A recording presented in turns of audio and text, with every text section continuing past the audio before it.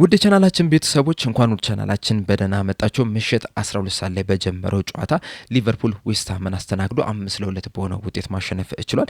የዚህንም ጨዋታ ማች ሪያክሽን ይዤላችሁ መጥቻለሁ። እስከ መጨረሻው ደቂቃ ድረስ አብራችሁ ቆይታችሁ እንድትከታተሉት በአክብሮት ጋብዛለሁ። እናንተም በዚህ ጨዋታ ዙሪያ ያላችሁን ሀሳብ እንዳለ ኮሜንት ሴክሽን ላይ በመጻፍ እንድታሳውቁኝ፣ ሰብስክራይብ፣ ላይክ፣ ሼር እያደረጋችሁም የቻናሉ ቤተሰብ እንድትሆኑ በአክብሮት እጠይቃለሁ። አሁን በቀጥታ ወደ ማች ሪያክሽኑ የምንገባ ይሆናል። አብራችሁን ቆዩ። ምሽት 12 ሰዓት ላይ በጀመረው የእንግሊዝ ፕሪሚየር ሊግ የ28ኛ ሳምንት መርሃ ግብር ጨዋታ ሊቨርፑል ዌስትሃምን አስተናግዶ 5-2 በሆነ ውጤት አንፊልድ ላይ ማሸነፍ ችሏል። የሊቨርፑልን የማሸነፊያ ግቦች ሂጎ ኢኬቲኬ 5ኛው ደቂቃ ላይ፣ ቨርጅል ቫን ዳይክ 24ኛው፣ አሌክስ ማካሊስተር 43ኛው፣ ኮዲ ጋክፖ 70ኛው እንደዚሁም ዲሳሴ 82ኛው ደቂቃ ላይ በራሱ ግብ ላይ ማሳረፍ ሲችሉ የዌስትሃምን ግቦች ደግሞ ሱቼክ 49ኛው ደቂቃ እንደዚሁም ካስቴሎስ በ75ኛው ደቂቃ ላይ ማስቆጠር ችሏልና በአጠቃላይ ሊቨርፑሎች 5-2 በሆነ ውጤት ማሸነፍ ችሏል። በእርግጥ ሊቨርፑሎች 5-2 በሆነ ውጤት አሸንፈው መውጣት ችሏል። ነገር ግን ደግሞ ሊቨርፑሎች በጣም በምርጥ ብቃት ጨዋታውን አሸንፈው ወጥቷል ለማለት ትንሽ ያስቸግራል። ምክንያቱም ጨዋታውን ከተመለከታችሁ ዌስትሃምም በጣም በጥሩ ሁኔታ የተንቀሳቀሱበት አጋጣሚ አለ፣ ሊቨርፑልም በጣም በጥሩ ሁኔታ የተጫወቱበት አጋጣሚ የለና እኩል ተመጣጣኝ የሚባል ፉክክር የታየበት ጨዋታ ነው የነበረው። እዚህ ጨዋታ ላይ ትልቁ ልዩነት ምንድነው? ሊቨርፑሎች ጎል አስቆጥረዋል፣ ዌስትሃሞች ደግሞ ጎሎችን ማስቆጠር አልቻሉም። በእርግጥ እድል በመፍጠር ደረጃ ሁለቱም እኩል የሚባል ትልልቅ እድሎችን መፍጠር ችለው ነበር። ሊቨርፑሎችም ዌስትሃሞችም ሁለት ትልልቅ እድሎችን ፈጥሯል። ዌስትሃሞች እነዚህን ሁለት ትልልቅ እድሎች ወደ ግብነት ቀይሯል። ሊቨርፑሎች ግን እነዚህን ሁለት ትልልቅ እድሎች ወደ ግብነት ባይቀይሩም እንኳን ተጨማሪ 5 ጎል በማስቆጠራቸው ምክንያት ይህንን ጨዋታ አሸንፈው ሊወጡ ችሏል እንጂ በጨዋታ ረገድ እንደውም ዌስትሃም የተሻለ የሚባል እንቅስቃሴን አድርጓል ማለት እንችላለን። ጨዋታው ሲጀመር ሊቨርፑል ነበር በጥሩ ሁኔታ መጀመር የቻለው። በተለይ ደግሞ የመጀመሪያዎቹን 5 ደቂቃ ላይ በጣም አስደናቂ የሚባለውን ሊቨርፑል መመልከት ችለን ነበር። በተደጋጋሚም ወደ ዌስትሃም የግብ ክልል ሲደርሱ ተመልክተናል። ከኳስ ጋርም በጣም በጥሩ ሲንቀሳቀሱ ተመልክተናል። እንደዚሁም ከኳስ ውጭም ራሱ ኳሶችን በተነጠቁ ሰዓት ቶሎ ለመቀማት በጣም ሲሯሯጡ ተመልክተናል። የምታስታውሱ ከሆነ ባለፈው ሲዝን ዶሚኒክ ሶብዝ ላይ ብዙ ጊዜ ሊቨርፑሎች ፕረስ በሚያደርጉበት ሰዓት ከአጥቂው አጠገብ ሆኖ ነበር ስንመለከተው የነበሩና በዚህ ጨዋታ ላይም ያንን ነገር ነበረ የተመለከትነው። በጣም ፕረስ እያደረገ ከሂጎ ኢኬቲኬ አጠገብ ሲቆም ተመልክተናል። ኳሶችንም ለመንጠቅም ጥረትም ሲያደርግ የተመለከትንበት ጨዋታ ነው የነበረውና የመጀመሪያዎቹ 5 ደቂቆች ላይ ሊቨርፑል በጣም የተሻለ ቡድን ሆኖ መመልከት ይችላል። ከዛ በኋላ ግን ሊቨርፑሎች ጎል ካስቆጠሩ በኋላ ዌስትሃሞች ነበሩ የተሻለ ሲንቀሳቀሱ የነበሩት። በተደጋጋሚም ወደ ሊቨርፑል የግብ ክልልም ሲገቡ ተመልክተናል። በካውንተር አታክም እንደዚሁም ደግሞ ኋላ ኳስ መስርቶ በመሄድም ራሱ ሊቨርፑሎች ላይ ጫና ሲፈጥሩ የተመለከትንበት አጋጣሚ አለ። ጥሩ የሚባሉ ሙከራዎችንም ማድረግም ችሎ ነበር። በተለይ 15ኛው ደቂቃ ላይ በካውንተር አታክ በጣም ጥሩ የሚባል እንቅስቃሴን ማድረግ ችሎ ነበረ። እንደው በመጨረሻ ማካሊስተር ያችን ኳስ ብሎክ ባያደርጋት ኖሮ ምናልባትም ዌስትሃሞች ጎል ሲያስቆጥሩ ልንመለከታቸው እንችል ነበረ። እንደዚሁም በተደጋጋሚም የኮርና ምቶችንም ሲያገኙ ነበረ ዌስትሃሞች። ነገር ግን እነዛም የኮርና ምቶች ሳይጠቀሙባቸው ቀርተዋል እንጂ ምናልባትም ሊቨርፑል ላይ ጎል ሊያስቆጥሩ የሚችሉባቸውም አጋጣሚ ሊፈጠር ይችል ነበርና በቀላሉ ነበረ ወደ ሊቨርፑል የግብ ክልል ሲደርሱ የነበረው። የሊቨርፑል መሀልም ከ5ኛው ደቂቃ እስከ 20ኛው ደቂቃ ድረስ በጣም ክፍት ነው የነበረው ማለት እንችላለን። ዌስትሃሞች በቀላሉ ነበር ሲያልፉት የነበረው።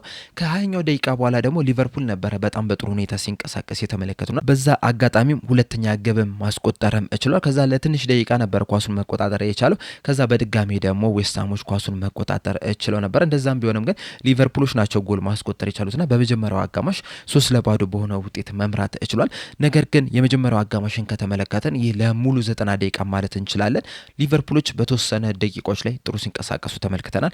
ከዛ በኋላ ዌስትሃሞችም ደግሞ ለተወሰኑ ደቂቃዎች ጥሩ መንቀሳቀስ ጀመሩ። ከዛ በድጋሚ ሊቨርፑል ጥሩ ተንቀሳቀሰ። ከዛ ማካሊስተርም ጎል ማስቆጠርም ችሏልና የመጀመሪያው አጋማሽ እንደዚህ ነበር ሲጫወቱ የነበሩት። አንድ ጊዜ ሊቨርፑል አንድ ጊዜ ዌስትሃም እያሉ እየተቀባበሉ ነበረ በጥሩ ሁኔታ ሲጫወቱ የተመለከትናቸው። ይህ ነገር እንግዲህ የመጀመሪያው አጋማሽ ላይ ብቻ አይደለም ያበቃው። ሁለተኛው አጋማሽ ላይም ተመሳሳይ ነገር ነበር ስንመለከት የነበረው። የመጀመሪያዎቹን 5 ደቂቃዎች ዌስትሃሞች ነበሩ የተሻለ ሲንቀሳቀሱ የነበሩት። በዛም አማካኝነት እንግዲህ 48ኛው ደቂቃ ላይ ጎል ማስቆጠር ችሏል። እችን ጎል ከተመለከትን ኮናቴ ኳሷን ማጽዳት የሚችልበት አጋጣሚ አግኝቶ ነበር። ነገር ግን በስነ ስርዓት ባለማጽዳቱ ምክንያት ዌስትሃሞች አጋጣሚን ተጠቅመው በሱቼክ አማካኝነት ጎል ሊያስቆጥሩ ችሏል። ሱቼክ ጎሏን ሲያስቆጥር ራሱ ከሱ ፊት ለፊት 4 የሊቨርፑል ተጫዋቾች ነበሩና እነሱን ሁላ አልፎ ነው ኳሷን መንካት የቻለውና ሊቨርፑሎች እዛ ሰዓት ላይ እንግዲህ በደንብ ተዘናግተው ነው የነበሩት። ከዛ በኋላ ሊቨርፑሎች ጨዋታውን ለመቆጣጠር ጥረት አድርገው ነበረ። በተወሰነ መልኩ ጥሩ የተንቀሳቀሱባቸውም አጋጣሚዎችን መፈጠርም ችሎ ነበር። በተለይ ደግሞ ኮዲ ጋክፖ 53ኛው ደቂቃ ላይ ጥሩ የሚባል እድልን ማግኘት ችሎ ነበር፣ ነገር ግን ሳይጠቀምባት ቀርቷል። በድጋሚም ግን 69ኛው ደቂቃ ላይ እድሉን አግኝቶ ወደ ግብነት መቀየር ችሏል። ከዛ በኋላ እንግዲህ እስከ መጨረሻው ማለት እንችላለን ዌስትሃሞች ነበሩ የተሻለ መንቀሳቀስ እየቻሉት። በዛም አማካኝነት እንግዲህ 74ኛው ደቂቃ ላይ ጥሩ ሙከራን ማድረግ ችሎ ነበር በሰመርቪል አማካኝነት። እቺንም ሙከራ ደግሞ አሊሰን ቤከር ሊያድናት ችሏል። በሚያድንበት ሰዓትም ወደ ኮርና ልትወጣ ችላለች። ከዛ በኋላ ግን ኮርናን ካሻሙ በኋላ ዌስትሃሞች ጎል ሊያስቆጥሩ ችሏል። ከዛ በኋላ እንግዲህ ሊቨርፑል ወደ ጨዋታው ለመመለስ ጥረት አድርጎ ነበረ፣ ነገር ግን ዌስትሃሞች ነበሩ የተሻለ ሲንቀሳቀሱ የነበሩት። እንደዛም ቢሆንም ግን በካውንተር አታክ ሊቨርፑሎች እድል አግኝተው ወደ ግብነት ሊቀይሩት ችሏል። ዲሳሲም ራሱ ግብ ላይ ሊያስቆጠረ ይችላልና ሊቨርፑሎች ቅድም እንዳልኳቸው በአጠቃላይ 5-2 ያሸነፉት፣ ነገር ግን ደግሞ 5-2 ያሸነፉ አይመስሉም ነበረ። 3-1 በሚመሩበት ሰዓት ራሱ ሊቨርፑሎች እየመሩ አይደለም የሚመስሉት የነበረው። እንደውም ልዩነቱ የሚመስለው የነበረው 2-1 ወይም ደግሞ 1-0 ብቻ እየመሩ ነበር የሚመስሉት። በሁለት ጎል ልዩነት እየመሩ አይመስሉም ነበረ። 4-2 5-2 ከደረሱ በኋላ ራሱ ያን ያህል ሊቨርፑሎች ጨዋታውን ተቆጣጥረውታል ለማለት ትንሽ ያስቸግራል። በእርግጥ ሊቨርፑሎች በዚህ ጨዋታ ላይ ከ5 ጎል በላይ አስቆጥረው አሸንፈው መውጣት የሚችሉባቸውን አጋጣሚዎች አግኝተው ነበረ። በተለይ ትሬናዮን ያገኛት እድል፣ ሪዮ እንጉሞሃ ያገኛት እድል፣ ኮዲ ጋክፖም ያገኛትን እድል ቢጠቀሙበት ኖሮ ምናልባትም 8-9 ጎሎችን አስቆጥረው አሸንፈው ሊወጡ የሚችሉበት እድል ነበራቸው። ነገር ግን እነዛን እድሎች ሳይጠቀሙ ቀርቷልና ትንሽ ግራ የሚያጋባ አይነት ጨዋታ ነው የነበረው ማለት እንችላለን።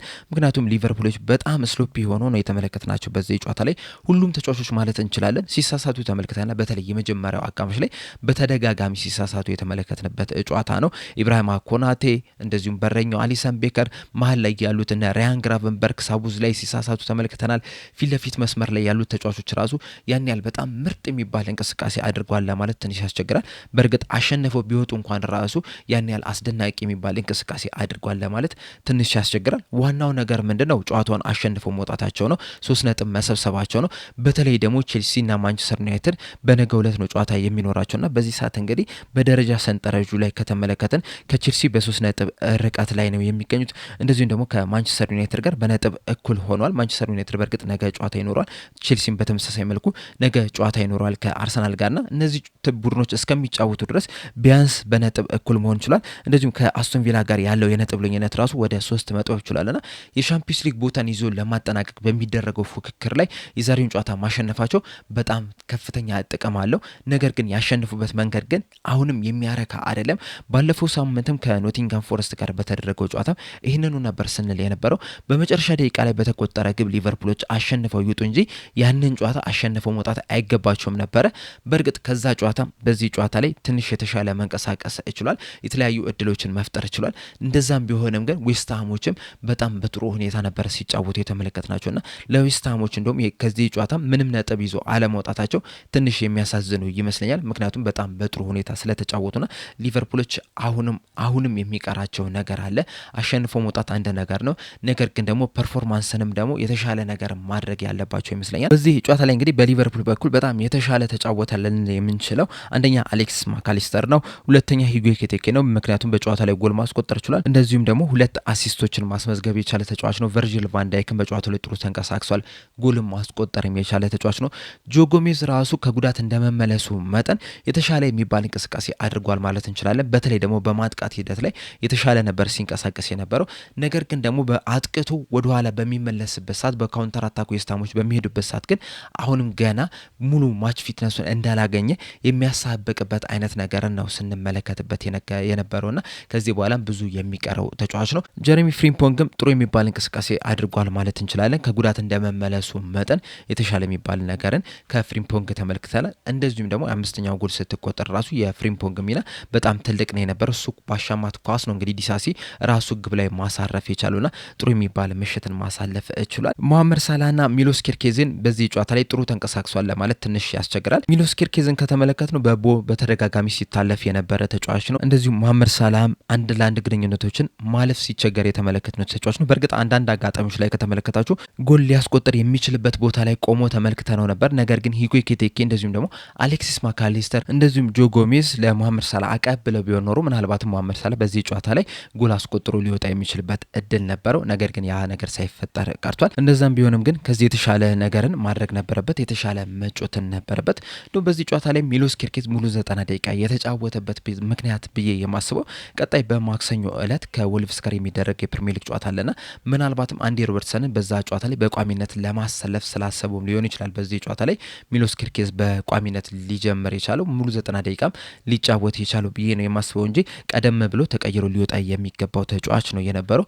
በቅርብ ጊዜያቶች ካሳየው እንቅስቃሴ አንጻር ስንመለከተው በዚህ ጨዋታ ላይ ትንሽ ቀዝቀዝ ብሎ ተመልክተናል። ይህ ነገር ግን ለሱ ብቻ አይደለም፣ እንደ ቡድንም በአንዳንድ አጋጣሚዎች በጣም ስሎፒ ሲሆኑ ሲሳሳቱ፣ በቀላሉ ኳሶችን ሲነጠቁ መመልከት ችለናል። ነገር ግን ከኖቲንጋም ፎረስት ጨዋታ ግን በዚህ ጨዋታ ላይ የተሻለ እንቅስቃሴን አድርጓል ብዬ ነው የማስበው። እናንተስ በዚህ ጨዋታ ዙሪያ ያላችሁ ሀሳብ ምንድን ነው? ሀሳባችሁ እንዳለ ኮሜንት ሴክሽን ላይ በጻፍ አሳውቁኝ። ለአሁን እኔ እዚህ ላይ አበቃው። በቀጣይ በሌላ እስከምንገናኝ ድረስ ሰብስክራይብ፣ ላይክ፣ ሼር ማድረግ እንዳትረሱ። ቸር ያቆየን።